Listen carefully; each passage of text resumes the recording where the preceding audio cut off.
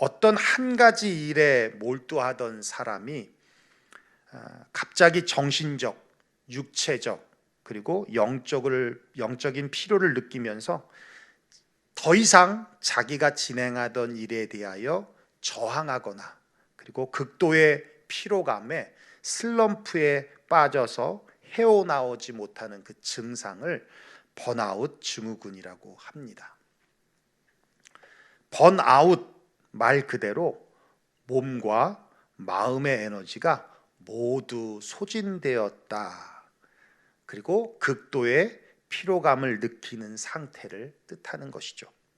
이런 번아웃 증후군이 우리의 몸에 나타나게 되면, 어떨 때 이런 번아웃들이 일어나게 되냐면, 몸이 감당할 수 없을 만큼의 과도한 육체적인 일을 하거나, 또 자신의 능력 이상의 무거운 책임감으로 오는 스트레스가 지속되어지거나, 정말 많은 시간과 또 물질을 투자하면서 공들였는데 어떤 일이 기대한 만큼의 결과를 가져오지 못할 때, 그럴 때 이런 번아웃 증후군들이 나타나게 된다는 것이죠.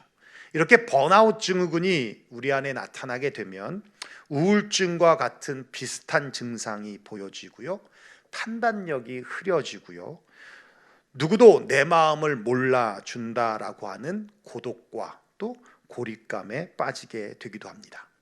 뿐만 아니라 작은 문제도 버거워하면서 만사가 다 귀찮아하는 아주 무력감에 빠지고, 삶의 보람과 의미를 느끼지 못하는 허무감에 빠지기도 합니다. 그래서 이게 좀 심해지면 자살까지 결정하게 되는, 그러한 일도 행하게 되는 데까지 이르게 된다는 것이죠. 번아웃을 영적으로 말하면 영적인 침체, 신앙적 침체라고 말할 수 있을 것입니다. 오늘 본문에 나오는 엘리야도 역시 번아웃을 경험한 사람인데요, 우리가 시간상 본문을 다 보지 못했지만 3절과 4절에 보면 이렇게 말씀하고 있어요. 그가 이 형편을 보고 일어나 자기의 생명을 위해 도망하여 유다에 속한 브엘세바에 이르러 자기의 사환을 그곳에 머물게 하고, 자기 자신은 광야로 들어가 하룻길쯤 가서 한 로뎀 나무에 앉아서 자기가 죽기를 원하여 이르되, 여호와여, 넉넉하오니 지금 내 생명을 거두시옵소서. 나는 내 조상들보다 낫지 못하나이다 하고, 우리가 알고 있는 엘리야와는 전혀 다른 모습을 보여주고 있어요. 죽기를 구하고 있습니다. 심각한 번아웃이 왔고 또 영적인 침체가 왔다는 것을 알고 있습니다. 도대체 왜 엘리야에게 어떤 일이 있었기에 지금 죽기를 간구하고 있는 것인가? 여러분들도 잘 알고 계시는 사건이겠지만, 바로 이전 열왕기상 18장에 보면 어떤 내용이 있냐면, 갈멜산에서 바알과 아세라 선지자 850명과 한판 영적인 전쟁을 치릅니다.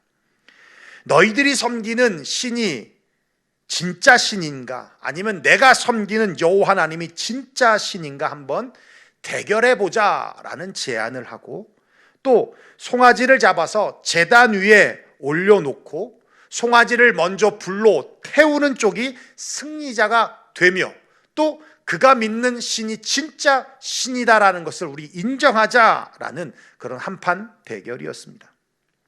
그런데 바알과 아세라 선지자들이 세운 단에는 어떠한 불도 내리지 않았고, 엘리야가 세운 제단에는 하나님께서 불로 응답하여 주셔서 결국 엘리야의 하나님이 진짜 하나님임을 증명하였고, 850명의 우상 선지자들은 기손 시냇가로 내려가서 모두 쳐죽임을 당하는 그런 승리를 하게 되었어요. 그리고는 3년 6개월 동안 비가 안 왔던 이스라엘 그 지역에 바로 비가 내리기 시작했습니다.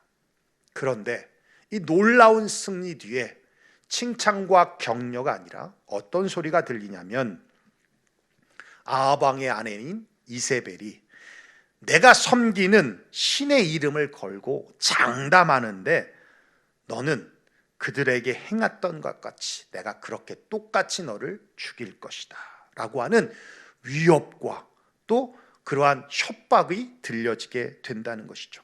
그리고는 그 위협과 두려움을 느끼고 그가 부엘사바로 도망을 쳤고 혼자서 광야길로 도망가서 로뎀나무 아래서 죽기를 간구하고 있다라는 것입니다.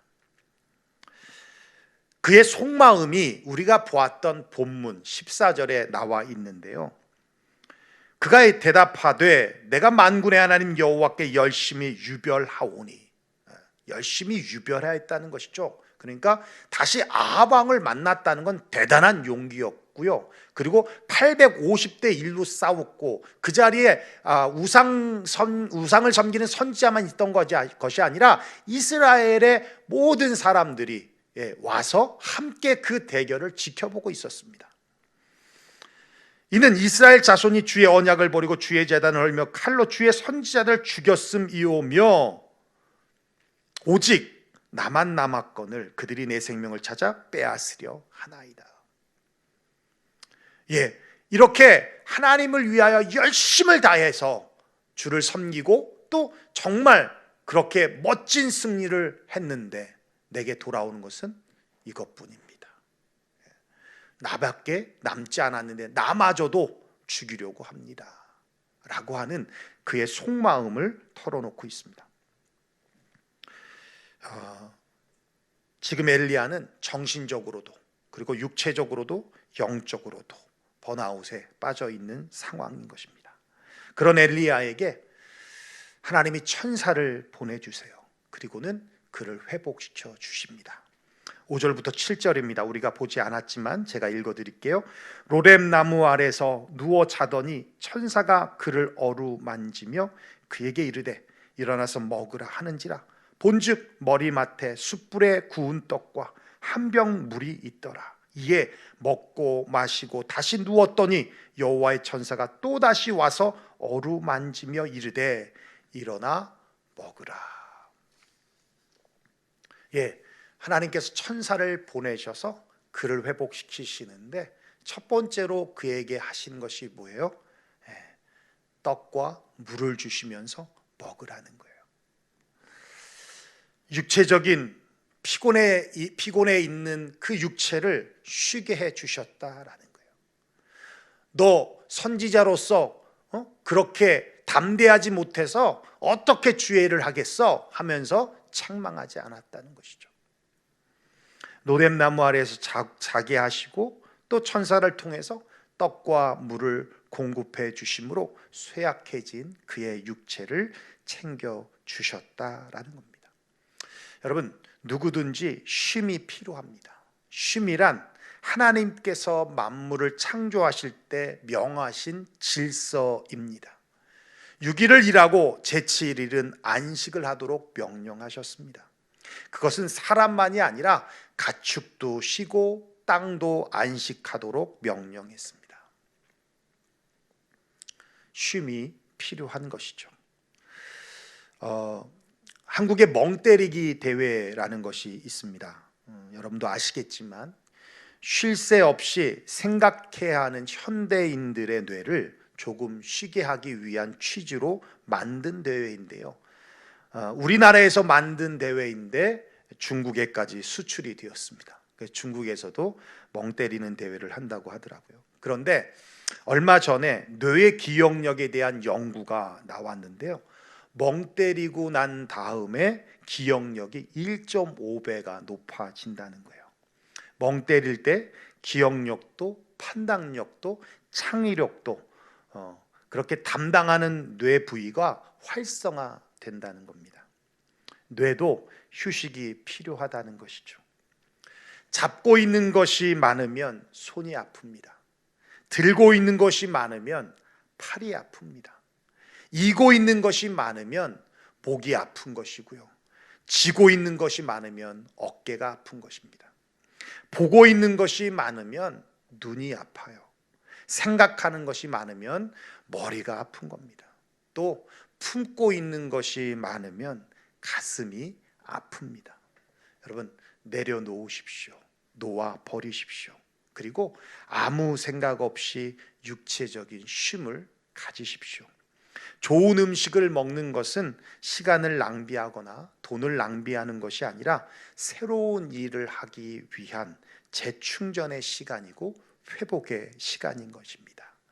거기서 그치지 말고 영적인 쉼을 위하여서 주님을 묵상하고 주님을 찬양하는 그러한 시간들을 우리가 갖는 것도 굉장히 중요합니다. 또 어떤 분은 정말 아무 생각 없이 성경을 필사하는 분들도 계세요.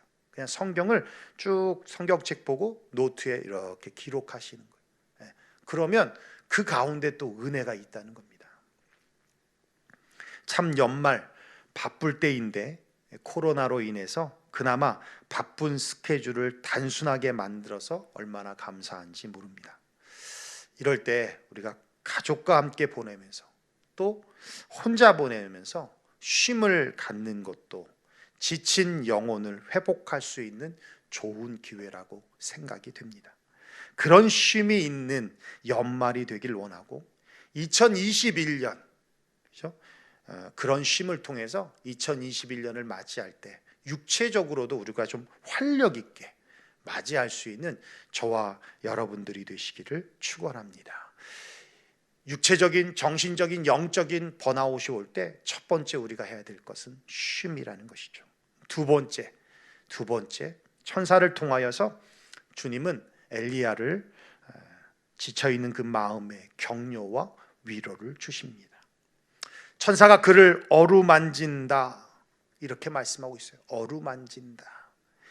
이 어루만진다의 의미가 엄마가 아이를 품에 품고 머리를 쓰다듬으면서 그리고 등을 두드리면서 괜찮아 하면서 위로해 주시고 격려해 주시는 그런 모습이다라는 거예요. 사람은 외롭습니다. 산다는 것이 또 힘듭니다. 왠지 자신감 없을 때도 많습니다. 내가 지금 잘하고 있는지 또 잘 살고 있는지 확신 없이 미래에 대한 불안한 마음을 품고 살아갑니다. 스스로가 대단하다고 생각하기보다는 늘 부족하다고 생각하면서 열등감 속에 살아갑니다. 그것이 인간입니다. 그래서 격려가 필요한 것입니다. 위로가 필요한 것입니다. 격려라는 단어, 그 영어 단어를 보면 encourage라는 단어인데 그 단어 안에 courage라는 용기라는 단어가 담겨져 있습니다. 격려란 다른 사람 안에 용기를 불어넣어 주는 거예요. 격려란 낙심한 사람에게 용기를 불어넣어 주고 포기하려는 사람에게 잘하도록 도와주는 것, 그것이 바로 격려라는 겁니다. 그런 격려를 우리는 칭찬을 통해 격려할 수 있고 위로할 수 있습니다. 칭찬은 다른 사람이 잘하는 것을 잘할 수 있도록 말해주는 것, 그게 바로 칭찬입니다. 그리고 위로를 통해서 격려할 수 있습니다. 실패는 성공으로 가는 과정이고 또 우리를 겸손하게 만드는 아주 좋은 약이기도 하며 또 삶을 더욱 성숙하게 만드는 일이기도 하지만 실패하면 아픕니다. 상처가 되기도 하고요. 두려움에 꽁꽁 묶여버리기도 합니다. 그때 필요한 것이 바로 위로를 통한 격려라는 거예요. 뿐만 아니라 함께 있어 줌으로 격려할 수 있습니다. 우리가 형통하고 성공하고 부여할 때는요, 사람들이 모여요. 그런데요, 실패하고 병들고 가난해지면 사람들이 떠납니다. 그런데 그럴 때 정말 함께 해주는 사람이 필요하고 그때 곁에 있는 사람이 진짜 친구이고 진짜 가족이다라는 것이죠. 뿐만 아니라 필요를 채워줌을 통해서 우리는 격려할 수 있습니다. 격려라는 것은 부족한 것을 채워주는 거예요. 우리가 때로는 따뜻한 언어도 또 사랑스러운 몸짓을 통해서도 격려할 수 있지만요, 그런 말보다, 그런 행동보다 실질적인 필요한 것을 공급해 주는 것, 실질적으로 필요한 것을 채워주는 것도 아주 중요한 격려가 되어진다라는 것이죠. 격려처럼 좋은 것은 없습니다. 격려하고 또 격려를 받을 때 마음이 따뜻해집니다. 짐승은 먹이만 주면 됩니다. 그런데 사람은 먹는 것만으로 충분하지 않습니다. 서로가 격려하는 것이 필요합니다. 지친 사람으로 하여금 자신의 힘을 최상으로 발휘하게 하는 최고의 에너지 드링크이자 회복제가 바로 격려입니다. 저도 목회를 하면서 참 어떻게 보면 참 빡빡하게 목회한다는 느낌도 들고, 어떻게 보면 좀 메마르게 하는 목회를 한다라는 생각도 가끔은 듭니다. 제가 늘 말씀드리지만 우리 대면 예배 드리고 나면, 예배 마치고 나면 은혜 받았습니다라는 말씀을 하지 말자라고 제가 늘 얘기하잖아요. 근데 오늘 은혜 받았는데 다음 주에 와서 그런 말 안 하면 듣는 저도 굉장히 오늘은 은혜가 안 됐나 이런 생각도 들고, 또 괜히 그런 말을 자꾸 립 서비스라도 말을 자꾸 들으면 저도 모르게 교만도 생기고, 그래서 그런 말씀하지 맙시다라고 이제 제가 말씀을 드리지만, 또 너무 없으니까요, 내가 잘하고 있다 그런 생각 들어요. 내가 설교를 잘하고 있는 건가 이런 생각도 들어요. 지난번에 우리 재현자매님하고 같이 밥을 먹으면서 좀 이야기한 적이 있는데, 재현자매님도 사실 재현자매뿐이겠습니까? 우리 앞에 서시는 리더분들, 또 우리 성현 형제도 마찬가지겠지만, 우리는 제가 그래서 그런지 찬양 인도를 잘해도 너무 은혜 받았습니다. 우리 재현자매님, 우리 성현 형제님 너무 찬양의 은혜를 받고 있어요. 이런 말 해주는 사람 없잖아요. 그러니까 이게 내가 잘하고 있는 건가? 그런 생각이, 그러니까 재현자매나 나나 똑같이 이렇게 앞에 서 있는 사람들이다 보니까 그런 거에 대한 그런 어떤 메마름들이 있다라는 걸 서로 확인하게 됐는데요. 그러면서도 참 가끔씩 하나님께서 지치지 않게, 우리 교인들을 통해서도 메시지를 받아 목사님 너무 은혜 받았습니다라는 메시지를 받기도 하고요. 또 얼마 전에는 또 우리 교회 출석하지 않은 분이신데 예배를 매주 드리고 있다고 하시면서 기다려주고 있고, 또 말씀 속에 얼마나 은혜가 되는지 울면서 하나님 앞에 기도하기도 했다라는 메시지를 또 주시더라고요. 그러니까 지쳐 있을 때 또 이렇게 하나님께서 보내주심을 통해 이렇게 다시 회복되게 하시고, 잘하고 있구나라는 생각도 들게 하시고, 또 격려가 되더라는 것입니다. 그리고 참 감사하게도 누군지는 모르겠는데 새벽 예배이든 또 주일 예배이든 좋아요가 항상 2개가 있어요. 유튜브에 보면 좋아요가 항상 2개가 있어요. 그래서 내가 우리 사모한테 물어요. 당신이 눌렀어요? 자기 누른 적 없대요. 그래서 연전사님한테 물어봤어요. 연전사님 눌렀어요? 안 눌렀다요. 누군지는 모르겠어요. 그런데 재미있는 건 지난주 목요일 새벽 예배에는 영상만 되고 음향이 안 됐어요. 그게 노출이 돼서 몇 시간 동안 있었거든요. 근데 좋아요가 2번 좋아요가 2번 있어요. 그래서 약간 실망을 했어요. 이분이 이 영상을 보고 은혜를 받아서 좋아요를 누르는 거라고 생각했는데, 그게 아니라 사명으로 사명으로 좋아요를 누르시는구나 라는 생각을 했는데, 어쨌든 사명이든 은혜를 받아 누르시는 좋아요든 감사합니다.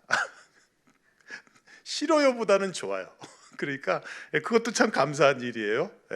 그래서 여러분 유튜브 예배 드림을 통해서 여러분 좋아요 누르는 것도 굉장히 격려가 되는 것이고요. 특별히 오늘도 우리 영상 특송으로 우리 두 분이 또 귀한 특송을 준비해 주셨는데, 그런 특송 영상이 올라왔을 때 좋아요 누르는 것도 굉장히 큰 격려가 됩니다. 맹세하며 부인했던 베드로에게 나타나신 예수님은 베드로를 책망하지 않았어요. 와서 조반을 먹으라 말씀하시면서 지쳐있는 그들에게 아침을 손수 만들어 주셨습니다. 그리고 그들에게 사명을 주셨어요. 격려해 주셨다는 것입니다. 지쳐있는 엘리야에게 하나님께서 천사를 보내주셔서 어루만지시면서 또 위로하시고 격려해 주셨습니다. 수고했다. 오늘 그 주님의 어루만지심을 경험하는 예배가 되었으면 좋겠습니다. 주님의 위로와 격려하심을 느끼는 예배가 되었으면 좋겠습니다. 2020년 힘들었지? 수고했어. 잘했어. It's okay. 잘했어. 라고 하는 주님의 음성이 들려지기를 원합니다. 자, 그런 의미에서 우리 아내에게 또 남편에게 우리 자녀들에게 그런 인사 한번 이 시간 잠깐 나눌까요?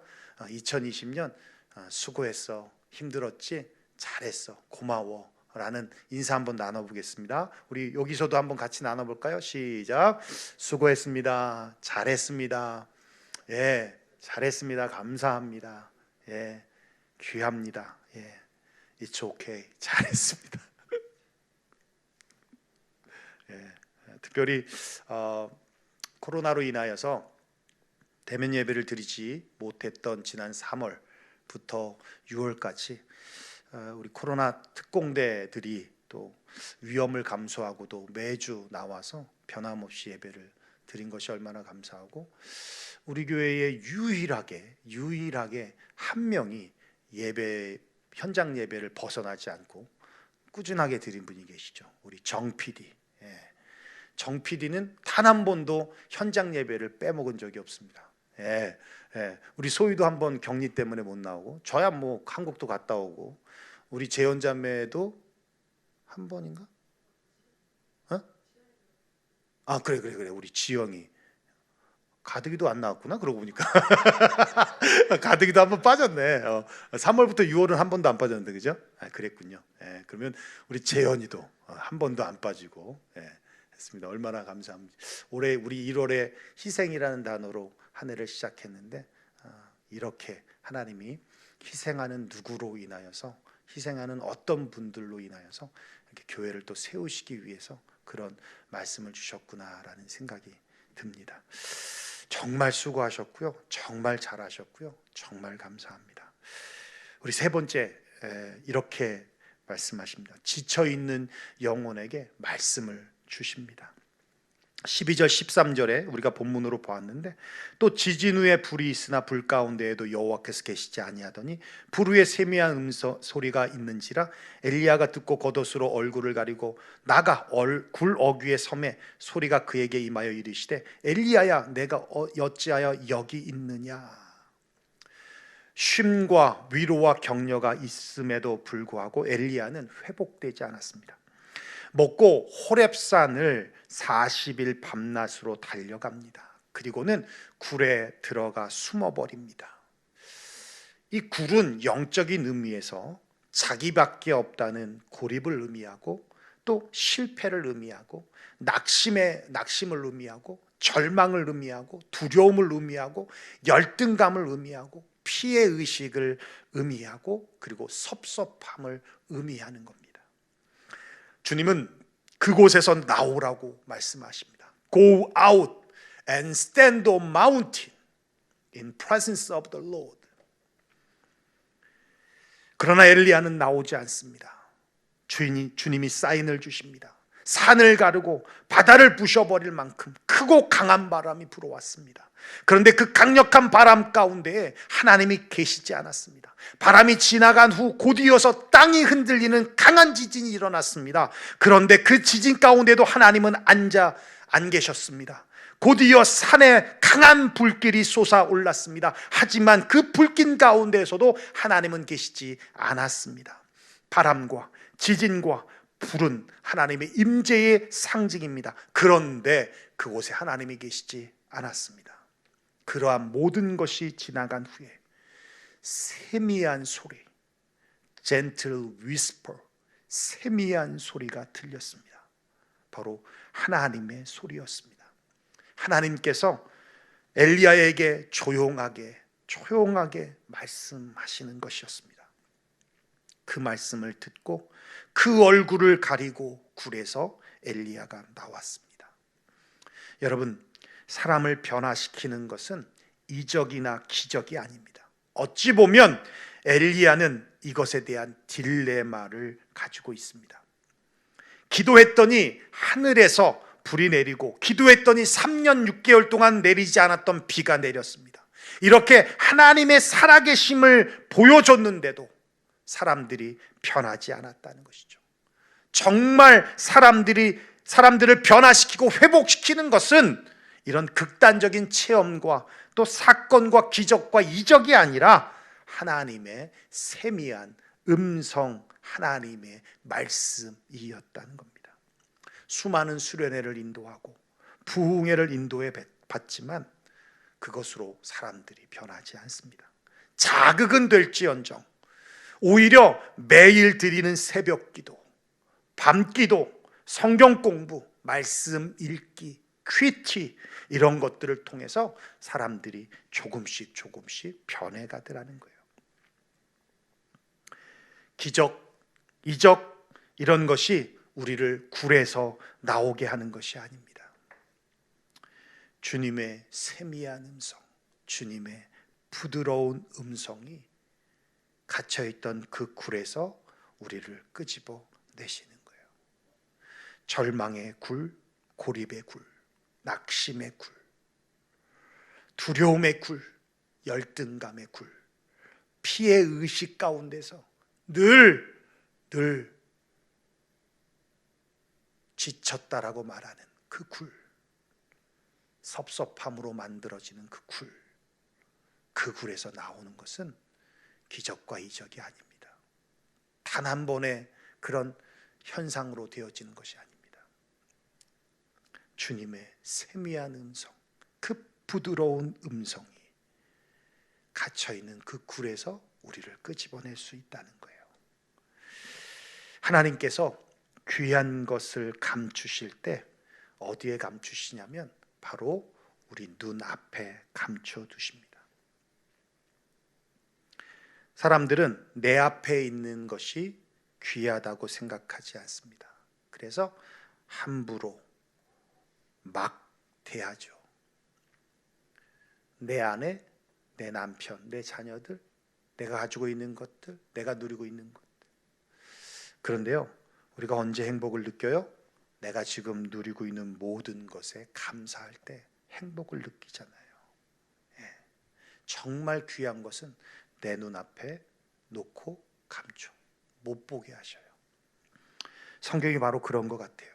참 우리 앞에 흔한 것이고 그렇지만 얼마나 귀한 것인지 너무 흔해서 그 가치를 모르는 거예요. 여러분, 말씀을 우리가 꾸준히 보면, 그러면 주님의 세미한 음성에 우리는 힘을 얻습니다. 용기를 얻습니다. 그리고 독수리의 날개침같이 날아갈 수 있는 활력을 얻게 됩니다. 2020년 이제 얼마 남지 않았습니다. 주님이 주시는 쉼, 주님의 어루만지심, 그리고 주님의 세미한 음성을 통해서요 훌훌 털어버렸으면 좋겠어요. 지쳐있는 여러분의 영혼, 지쳐있는 여러분의 육체, 지쳐있는 여러분의 정신들이 이제 훌훌 털어버리고 2021년 무기력하게 맞이하지 말고, 코로나가 여전히 창궐한 것으로 인해 내년도 똑같을 거라는 생각에 무기력하게 2021년을 맞이하지 말고요, 정말 활력을 가지고 육체적으로도 정신적으로도 그리고 영적으로도 활력을 가지고 소망찬 새해를 맞이하는 우리 유영의 모든 가족들이 되어지기를 주의 이름으로 축원합니다. 기도하겠습니다.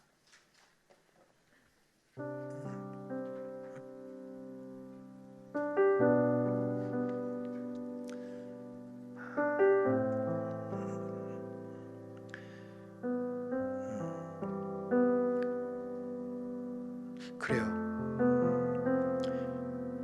코로나로 인해서 육체적으로는 쉼을 얻었을지 모르겠습니다. 그러나 우리 크리스찬들은 육체적인 쉼만으로 모든 것이 해결되지 않는다는 것을 너무도 잘 알고 있습니다. 신방을 하면서 너무 가슴 아팠던 것은 영적으로 많이 힘들어하고 있는 모습들을 보면서 또 그렇게 정직하게 고백해 줌을 통해서 같이 공감할 수 있게끔 이야기가 나눌 수 있어서 고맙기도 하고 참 마음 아프기도 했습니다. 또 담임 목사로서 좀 부족한 부분들이 참 많아서 그런 부분을 일일이 이렇게 잘 제가 돕고 또 함께하지 못하는 것 같아서 마음도 아프고 속상하기도 했습니다. 그래서 오늘 말씀을 준비하면서 이 말씀이 우리에게 좀 위로가 됐으면 좋겠다. 지쳐있는 그런 우리 성도들에게 다시 힘을 얻을 수 있는 말씀이 됐으면 좋겠다. 그리고 2021년 어떻게 보면 더 상황이 나아질 것 같지 않고 더 좋아질 것 같지 않은 것 때문에 기대감도 없고 새로움도 없고 설렘도 없이 그냥 하루하루 또 한 해 달력을 바꿔가면서 그렇게 생각하고 있고 그렇게 맞이하려고 하고 있지는 않은가라는 생각도 듭니다. 여러분 힘내십시오. 지금이 끝이 아닙니다. 과정일 뿐이고 하나님은 더 좋은 미래를 우리에게 준비해 놓으셨습니다. 이 과정들을 통해 훈련시키고 연단시키셨을 뿐입니다.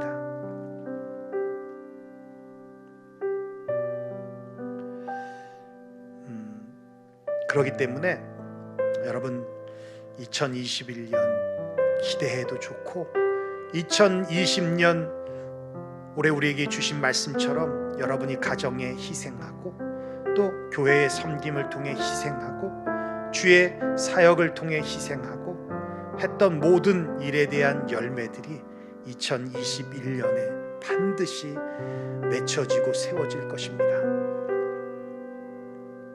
힘내십시오. 또 수고하셨습니다. 잘하셨고요. 하나님의 은혜였습니다. 임마누엘의 하나님, 에베네셀의 하나님, 그 하나님이 또한 2021년도 준비하시고 동행하시고 함께 하실 것입니다. 우리 그런 기도했으면 좋겠어요. 주님 감사합니다. 2021년 주님이 새해 또한 새 소망으로 우리에게 허락해 주신 한 해라고 믿습니다. 하나님, 내게 힘 주시고 능력 주셔서 2021년도 독수리의 날개침같이 차고 올라갈 수 있는 여호와를 앙망하는 저희들이 될 수 있도록 하나님 인도하여 주시고 2021년 새롭게 결단하고 또 새롭게 다짐하면서 더 영적으로 주님 앞에 한 발 한 발 다가가겠습니다. 그리고 주님의 그 세미한 음성을 듣고 위로와 격려를 통해 다시 이겨내겠습니다. 하나님 인도하여 주옵시고 이끌어 달라고 우리 그렇게 간절하게 하나님 앞에 기도했으면 좋겠습니다. 우리 통성으로 기도하며 나아가겠습니다. 기도하겠습니다. 고마우신 우리 아버지 하나님, 감사와 영광을 하나님 앞에 올려드립니다.